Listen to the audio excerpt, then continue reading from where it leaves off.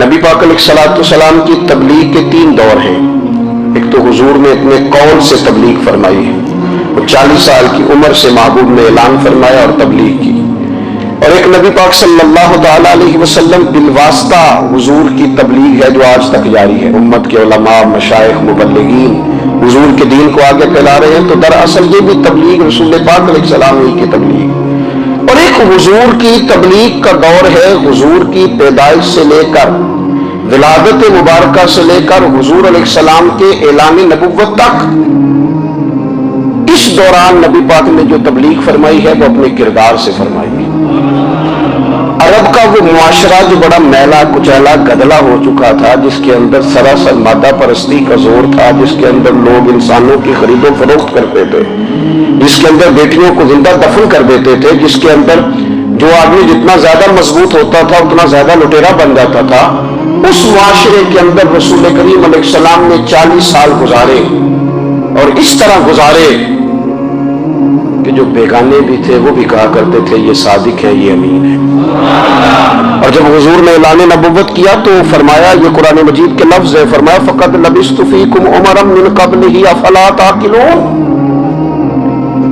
میں تمہارے بیچ عمر کا ایک حصہ گزار چکا ہوں، تمہیں عقل نہیں ہے، شعور نہیں ہے۔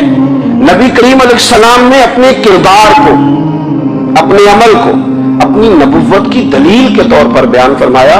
وہ تو حضرت حلیمہ بھی فرماتی ہے نا، جب میں نبی کریم علیہ السلام کو اپنے گھر لے گئی تو میرا اپنا بچہ بھی دودھ پیتا تھا، 2 میرے بیٹے ہو گئے، ایک میری یہ نسبی اولاد اور حضور میری رضائی اولاد۔ تو کہتی ہے جب میں کریم محبوب علیہ السلام کو اپنے سینے سے لگاتی تھی تو حضور میرے ایک پستان سے دودھ پیتے تھے اور دوسرا اپنے بھائی کے لیے چھوڑ دیا کرتے تھے۔ یہاں سے رسول کریم علیہ السلام نے کردار کے ذریعے تبلیغ، اور پھر اعلان نبوت سے پہلے ایک تنظیم عرب کے جوانوں پر، عرب کے سرداروں پر مشتمل بنائی گئی، جس میں نبی کریم علیہ السلام نے بڑا حصہ لیا، سرکار نے، اور بڑے اہم لوگوں کو شعور حضور نے عطا فرمائے۔ وہ اس جماعت کا فیصلہ تھا کہ ہم سارے جوان، سارے بڑے لوگ ملیں گے، یہ حضور کے اعلان نبوت سے پہلے کی بات ہے، ہم بڑے لوگ ملیں گے، کسی بڑے کو کسی چھوٹے پر ظلم نہیں کرنے دیں گے، کسی آدمی کو کسی غریب کا حق نہیں کھانے دیں گے۔ حضور علیہ السلام نے نا اپنے کردار سے، اپنے عمل سے، اور آپ کا جو عمل ہوتا ہے نا وہ اصل ہوتا ہے، ایک ہوتا ہے آپ کوئی بات کرتے ہیں اور ایک ہوتا ہے کہ آپ کوئی عمل کرتے ہیں۔ آپ جب عمل کرتے ہیں تو عمل کے ذریعے بھی لوگوں تک بات پہنچتی ہے کہ دراصل آپ کا اٹھنا بیٹھنا چلنا پھرنا کیا ہے۔ میرے رسول کریم علیہ السلام کا اٹھنا بھی ایک نبی کا، بیٹھنا بھی ایک نبی کا، بات کرنا بھی ایک نبی کا، معاملات زندگی کرنا بھی ایک نبی کا، لین دین کرنا بھی ایک نبی کا۔ ایک شخص کہتے ہیں میں نے اعلان نبوت سے پہلے حضور علیہ السلام سے کوئی چیز خریدی تھی اور میں نے عرض کیا تھا آپ یہاں تشریف رکھے، میں پیسے لے کے آتا ہوں، میں 3 دن کے بعد آیا۔ دیکھو یہ بات کرنی کتنی آسان ہے، بولنی کتنی آسان ہے، پر 3 دن یہاں میرے بھائی کو کسی شخص کو 2 گھنٹے انتظار کرنا پڑ جائے تو لوگ کہتے ہیں الانتظار واشد من القتل، یہ تو قتل سے زیادہ تکلیف والا معاملہ ہے منتظر رہنا کسی کا۔ کہتے 3 دن کے بعد میں آیا تو میرے رسول کریم وہیں تشریف فرمایا، بس اتنا فرمایا یار تم نے مجھے بڑی تکلیف میں ڈال دیا، 3 دن ہو گئے یہاں رکے ہوئے۔ تو حضور نے اپنے کردار کو، اپنے عمل کو، اپنے معاملات کو سب سے پہلے اپنی نبوت کی دلیل کے طور پر پیش کیا۔ کسی نے کیا خوب کہا تھا کہ جو تیری جان کے دشمن ہیں وہ بھی کہتے ہیں، وہ جو تیری جان کے دشمن ہے، بظاہر تو آئے ہیں نا ہجرت کی رات جان لے لے، لیکن امانتیں حضور کے گھر میں رکھی ہوئی ہیں، امانتیں کاشانہ نور پہ پڑی ہیں، وہ جو تیری جان کے دشمن ہے وہ بھی کہتے ہیں کہ امین تو ہے اور صداقت کی آبرو تو ہے، امین بھی تو ہے، صداقت کی آبرو تو ہے۔ تو پہلے کردار، پھر دوسری بات اللہ تعالیٰ نے اپنے محبوب علیہ السلام کو اپنا مطلق نائب بنا کر، اپنا محبوب اعظم بنا کر، ویسے ہی سارے انسانوں کے بارے میں کہا وَإِذْ قَالَ رَبُّكَ لِلْمَلَائِكَةِ إِنِّي جَاعِلٌ فِي الْأَرْضِ خَلِيفَةً، میں زمین میں اپنا نائب بنانے والا ہوں۔ لیکن حضور علیہ السلام تو محبوب ہے نا، حضور کی نیابت تو محبوبیت کے درجے پر فائز ہے، تو رسول پاک کو رب کریم نے اس طرح کا بنا کے بھیجا کہ حضرت عبداللہ ابن رواحہ رضی اللہ تعالیٰ عنہ بیان فرماتے ہیں کہ اگر حضور کوئی معجزہ نہ بھی دکھاتے، نبی کریم علیہ السلام سے کوئی اعجاز لوگ نہ بھی دیکھتے، تو محبوب کا تو چہرہ ہی اس طرح کا تھا، لوگوں نے دیکھتے جانا تھا اور کلمہ پڑھتے جانا تھا۔ لیکن باوجود اس کے میرے رسول پاک کا اعجاز یہ ہے، کمال یہ ہے کہ حضور کبھی اشارہ کر دے تو چاند دو ٹکڑے ہو جائے، کبھی دعا مانگ دے تو ڈوبا ہوا سورج واپس آ جائے، کبھی محبوب گزرنے لگے تو پتھر آپ پر سلام پڑے، کبھی حضور پہاڑ پر چڑھ جائیں تو پہاڑ وجد میں آ کر جھومنے لگے، محبوب کا کبھی نماز پڑھاتے ارادہ بن جائے تو اللہ تعالیٰ قبلے کا رخ ہی تبدیل فرما دے۔ کیا خوبصورت سوچ ہے اور کیا نظریہ دیتے ہیں بریلی کے امام، فرماتے اجابت کا جوڑا عنایت کا صحرا دلہن بن کے نکلی دعائے محمد، اور اجابت نے جھک کر گلے سے لگایا بڑی ناز سے جب دعائے محمد، دیکھو خدا کی رضا چاہتے ہیں تو عالم خدا چاہتا ہے رضائے محمد صلی اللہ تعالی علیہ وسلم۔ اور ایک مقام پہ فرماتے ہیں نائب دست قدرت پہ لاکھوں سلام، نائب دست قدرت پہ لاکھوں سلام۔ تو اللہ تعالیٰ نے نبی پاک صلی اللہ تعالی علیہ وسلم کو جو اعجاز، پھر ایک اور بات، حضور امی ہے، دنیا میں آ کر محبوب نے کسی سے پڑھا ہی نہیں، میرے محبوب نے جتنا پڑھا ہے رب کریم سے پڑھا ہے۔ الرحمن علم القرآن خلق الانسان، رحمان نے قرآن سکھایا پھر انسان بنایا۔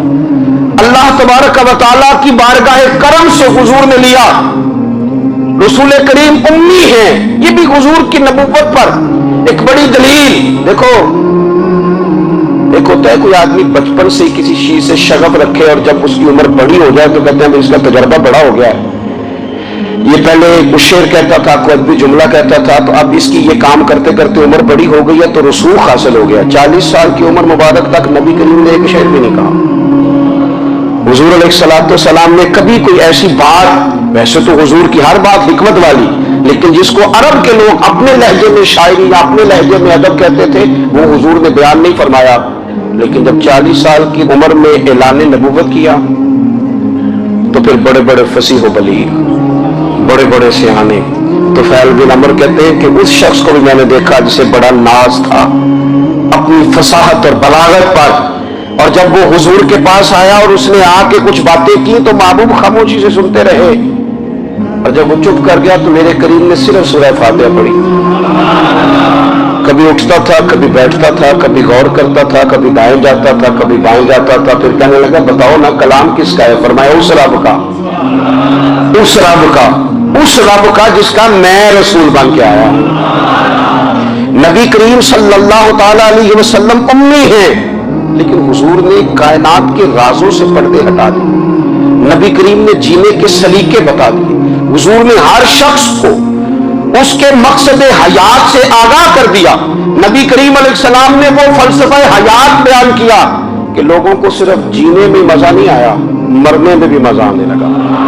لوگ آگے بڑھ بڑھ کے جانیں پیش کرنے لگے، اپنی اولادیں قربان کر، جو فلسفیوں سے کھل نہ سکا اور نکتہ بروں سے حل نہ ہوا، وہ راز ایک طیبہ والے نے بتلا دیا چند اشاروں میں۔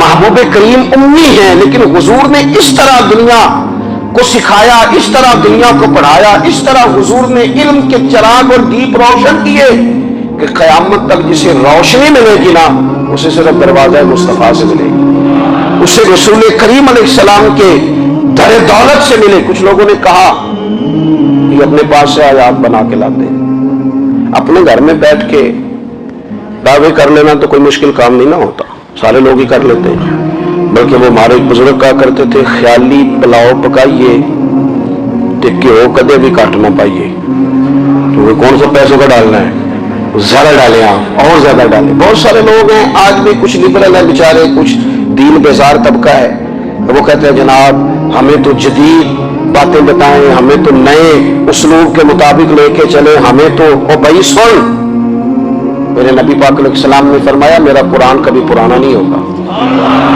اسے پڑھ کے دیکھ، اس کی جدت کا حسن دیکھ، یہ تو کھلا ہوا باغ ہے، تو ایک دفعہ اس کے قریب آئے گا تو خوشبو ملے گی، دوسری دفعہ آئے گا تو اس سے زیادہ تازی ملے گی، ایک دفعہ پھل کھائے گا تو مزیدار ہوگا، دوسرا کھائے گا ہو سکتا ہے شکل ملتی جلتی ہو لیکن ذائقہ بڑا نرالا ہوگا۔ تو تو صحیح نا، جب کچھ لوگوں نے کہا یہ خود سے بنا کے آیات لاتے ہیں تو فرمایا بھائی کنتم فی ریب مما نزلنا علی عبدنا فاتوا بسورۃ من مثلہ، اگر تمہیں کوئی شک ہے اس میں جو ہم نے اپنے بندہ خاص میں نازل کیا ہے تو تم بھی اس جیسی ایک آیت بنا کے لاؤ۔ اور چلو چیلنج کھلا دے دیا، فرما وَادْعُوا شُهَدَاءَكُم مِّن دُونِ اللَّهِ،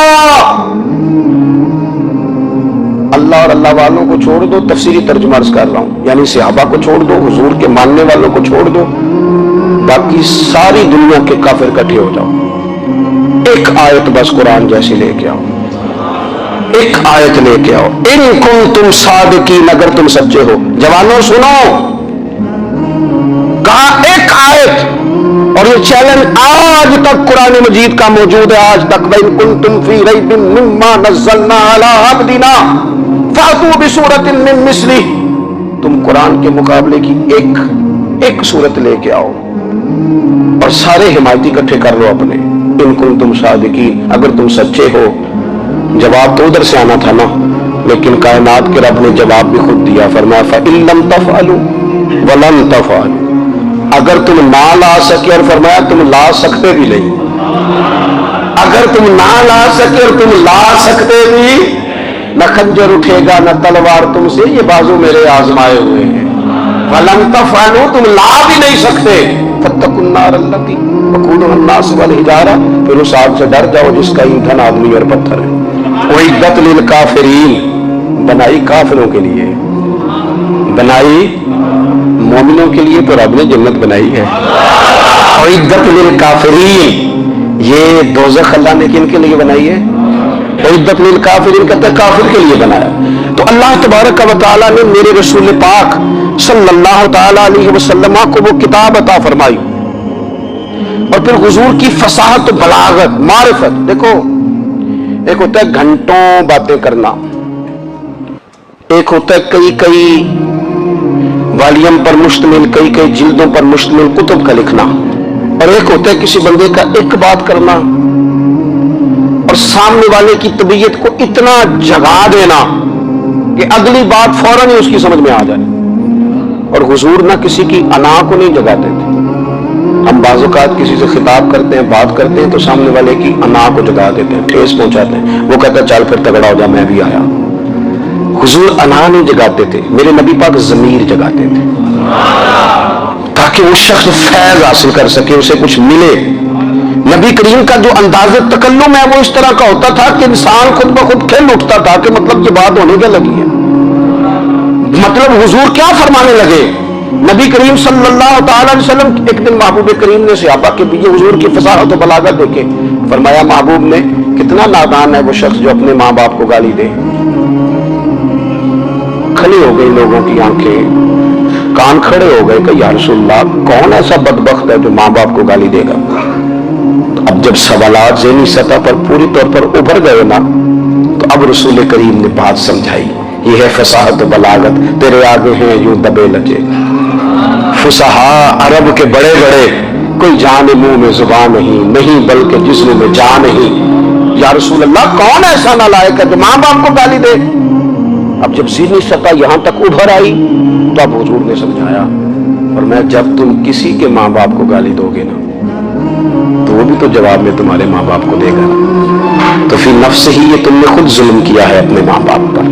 کیوں تم نے ایسا لہجہ اختیار کیا کہ جس سے سامنے والے کی انا جاگ جائے، وہ تمہارے مقابلے میں آ کر کے کھڑا ہو جائے؟ کیوں تم نے اس طرح کے انداز اختیار کیے کہ جس سے سامنے والا بھی سارے پنجے کھڑے کر کے باہر نکل آئے اور کہے آ جاؤ پھر میں ابھی میدان میں حاضر ہوں۔ رسول کریم کی فصاحت بلاغت دیکھیں نا، حضور دو چار جملوں میں ساری بات سمجھا جاتے ہیں۔ ایک حدیث پاک اگر ہماری سمجھ میں آ جائے، ایک روایت نبی پاک صلی اللہ تعالی علیہ وسلم نے فرمایا خوبصورت مسلمان وہ ہے جو بے مقصد باتوں کو چھوڑ دے۔ لوگ اس سے پوری زندگی سجائی جا سکتی ہے، ایک جملے سے پوری زندگی سواری جا سکتی ہے، وہ لمبی چوڑی باتوں میں جانے کی ضرورت نہیں۔ کہا خوبصورت مسلمان یہ ہے جو بے مقصد باتوں کو چھوڑ دے، لا یعنی باتوں کو، کیا کہتے ہیں ہمارے دیہات کے لوگ، جڑے پنڈ جانا نہیں، وہ راہ پوچھنے دی، لیکن آج کل لوگ باز آندے یعنی جس بات کا بالکل تعلق نہیں نا وہ بات بھی کرتے جاتے ہیں جس کا شعبہ ہی نہیں، اور بھی چھلانگ لگا لگا کے اس میں آ جاتا ہے۔ ہم اپنا وقت ضائع کرتے ہیں، اپنی صلاحیتیں ضائع کرتے ہیں، اپنا نقصان کرتے ہیں۔ ہم اپنا کام صحیح کر کے نہیں کرتے اور دوسری ساری دنیا کو ٹھیک کرنا چاہتے ہیں۔ وہ بھائی آپ جس جگہ جس شعبے سے تعلق رکھتے ہیں آپ اپنے معاملات میں مضبوطی پیدا کریں۔ حضور نے اپنی فصاحت کے ساتھ بلاغت کے ساتھ لوگوں کو قائل کیا، اور قرآن مجید کی تاثیر کا یہ اثر میرے کریم رسول نے دکھایا کہ رات کو جب حضور بیٹھ کے قرآن پاک پڑھتے تھے نا،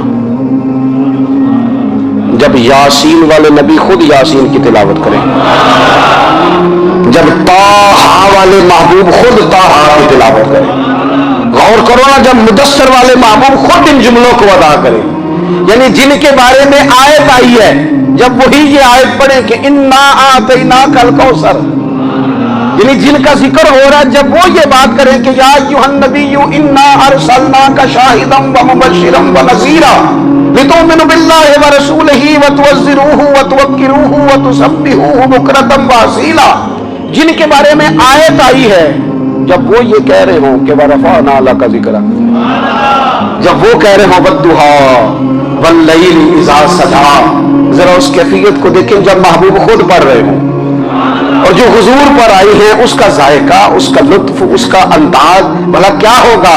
حضور جب رات کو پڑھتے تھے نا قرآن پاک تو جب پکے کافر تھے نا، ابو جہل جیسے لوگ وہ بھی جھاڑیوں میں چھپ چھپ کے مدینے والے کی تلاوت سنا حضور کی تلاوت سنا کرتے تھے۔ یہی بہتر ہے کہ پردوں میں وہ پردہ پوش رہے، وہ اگر پردے ہٹا دے تو کسے ہوش رہے۔ رسول کریم علیہ السلام کی تلاوت کا سننا، قریب جانا، یہ اعجاز ہے۔ حضرت فاروق اعظم کہتے ہیں میں طبیعت کا بڑا ڈاڈا تھا، مزاج کا بڑا سخت تھا، زندگی ہمیشہ ڈٹ کر گزاری، باتوں پر کھڑا رہنا آتا تھا، پر جب میری بہن نے مجھے چند آیتیں سنائی نا تو میں تڑپ ہی گیا۔ گھروں آیا سمار مقامنے نو ہن مینو مار دے لے چلو، اوے مت عمر دی عمر برباد ہو جائے جتھے عمر سوار دے لے چلو۔ یہ اعجاز ہے رسول کریم صلی اللہ تعالی علیہ وسلم پر نازل ہونے والی کتاب کا۔ پھر حضور نے خبریں دی، نبی پاک نے خبریں دی، حضور نے فرمایا روم فتح ہوگا، وہ ہوا۔ نبی کریم علیہ السلام نے فرمایا شام فتح ہوگا، تو شام فتح ہوا۔ فرمایا ایران فتح ہوگا، تو ایران فتح ہوا۔ سراقہ بن مالک کہتے ایک گاؤں پر بھی مسلمانوں کی حکومت نہیں تھی، ایک گاؤں پر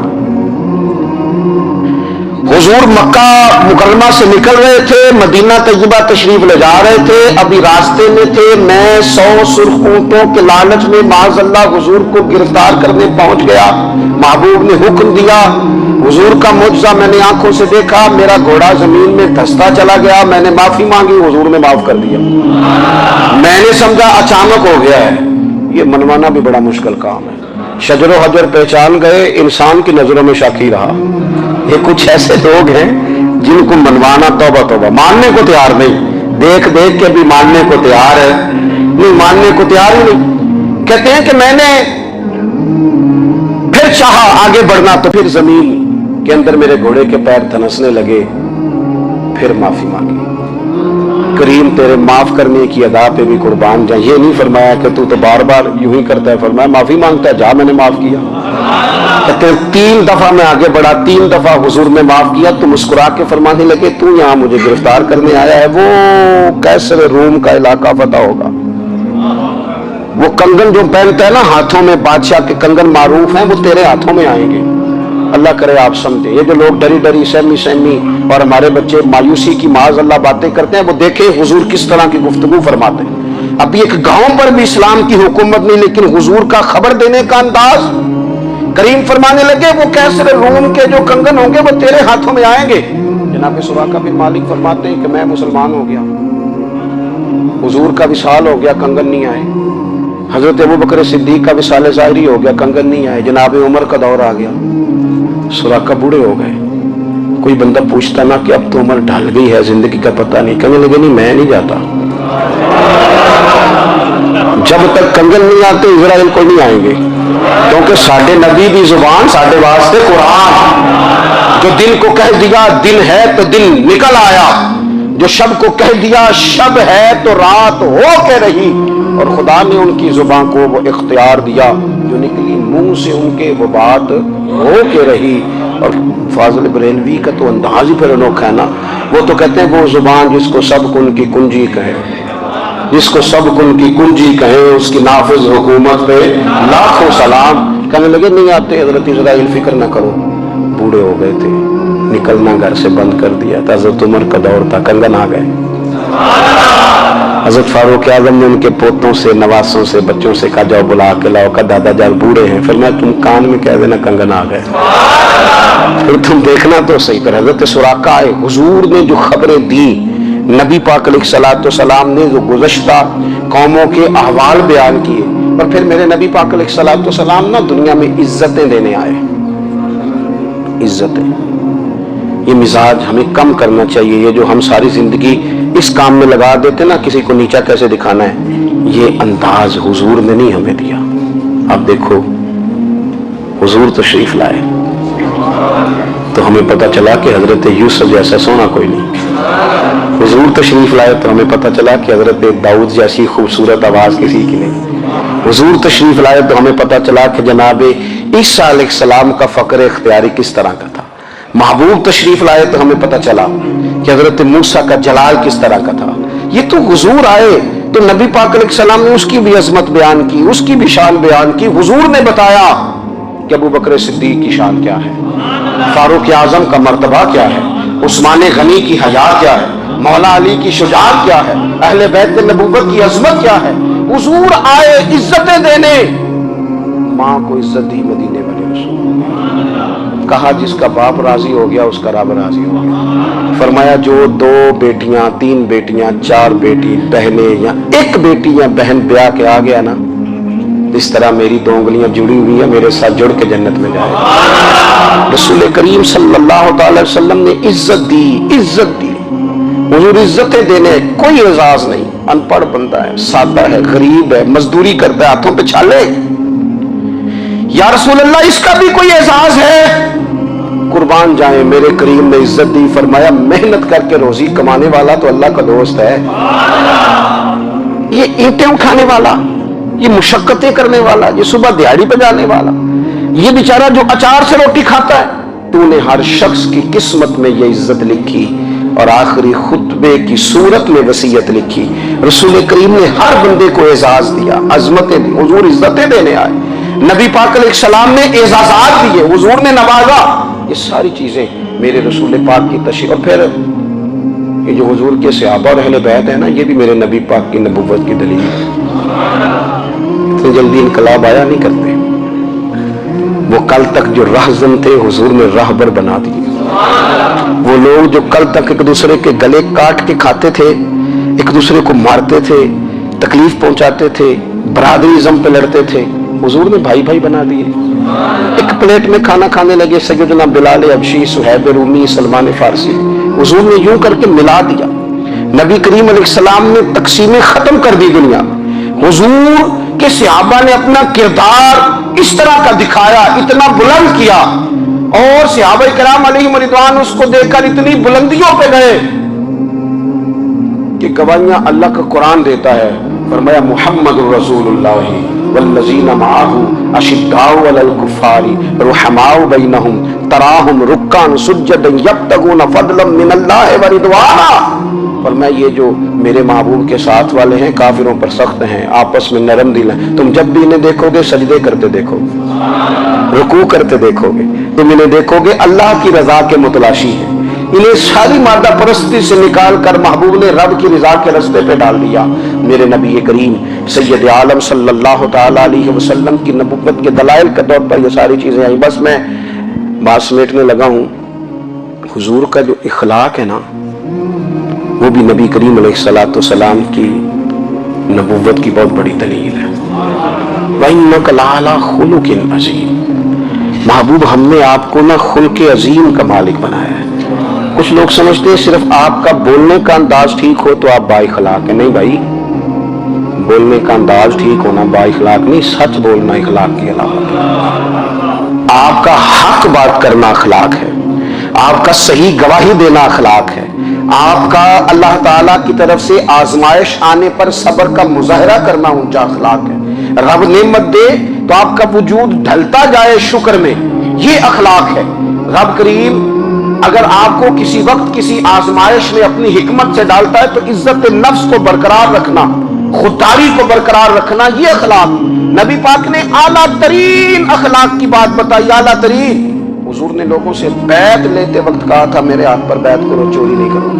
نبی پاک علیہ السلام نے مختلف امور پر بیعت لی۔ حضرت حکیم بن حزام کہتے ہیں حضور نے میرے ہاتھ پہ ہاتھ رکھ کے کہا میرے ہاتھ پہ ہاتھ رکھ کے بیعت کرو کہ کسی دنیا دار سے سوال نہیں کرو گے، خودداری سے زندگی گزارو گے، عزت نفس جو رب نے تمہیں دیا ہے تم اس پر راضی رہو گے۔